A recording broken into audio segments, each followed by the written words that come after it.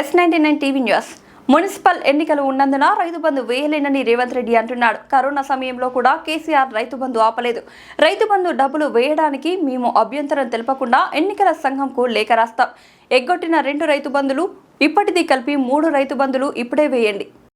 నిన్న రేవంత్ రెడ్డి మాట్లాడుతుండు రైతు బంధు ఎందుకేదిరా భయని నేను అడిగిన. నేను ఎలక్షన్ అయిపోయినాక ఎత్తా అంటుండు. ఎంత లంగ మాటలు చెప్పురి. ఇప్పుడు కరోనా వచ్చింది కేసీఆర్ ఉన్నప్పుడు గజ్వేల్లో ప్రజ్ఞాపూర్లో కరోనా వస్తే నేను వచ్చి గల్లీలలో తిరిగిన భయపడకుండా నేను ఉన్నాను. రెమిడిసివిర్ ఇంజక్షన్లు తెచ్చి ప్రజ్ఞాపూర్లో పెట్టి ఎవరికన్నా జ్వరం వస్తే ఇంటికే డాక్టర్ని పంపించినాం మేము. ఆ రోజు మీకు 10 కిలోల బియ్యం ఫ్రీగా ఇచ్చినాం. కరోనా వచ్చినప్పుడు యాదకుంచుకుందో ఉన్నదో లేదో మీకు 10 కిలోల బియ్యం ఇచ్చినామా లేదా? కరోనా వచ్చినప్పుడు 2 ఏళ్ళు అట్లా ఇచ్చినాం. 1500 రూపాయలు ఇచ్చినాం. ఏదొచ్చినా మేము నిలబడ్డాం. ఇప్పుడు ఆ కరోనాలో కూడా రైతు బంధు పైసలు టైం మీద వేసిండా లేదా కేసీఆర్? కరోనా వచ్చినప్పుడు రైతు బంధు ఆగిందా? మరి ఇప్పుడు ఎందుకు ఆగింది? ఇప్పుడు రైతు బంధు అంటే డిసెంబర్లో ఇచ్చిండు కేసీఆర్.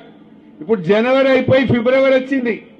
నారు పోస్తిమి, దుక్కు దున్నితిమి, నాట్లు పడే, కలుపు తీస్తిమి, మందు కూడా వేస్తిమి, ఇంకా రైతు బంధు పడకపోయా. ఇది మోసం కాదా? మందు సంచులకు కూడా రైతు బంధు అందదా? నేను అంటున్నా రేవంత్ రెడ్డి, ఇప్పటికి 2 రైతు బంధులు ఎగ్గొట్టినావు నువ్వు. ఇది 3వది.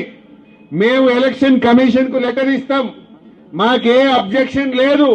ఎగ్గొట్టిన 2 రైతు బంధులు ఇప్పటి రైతు బంధు వెంటనే వేయాలని చెప్పి మేము రేవంత్ రెడ్డి డిమాండ్ చేస్తా ఉన్నాం.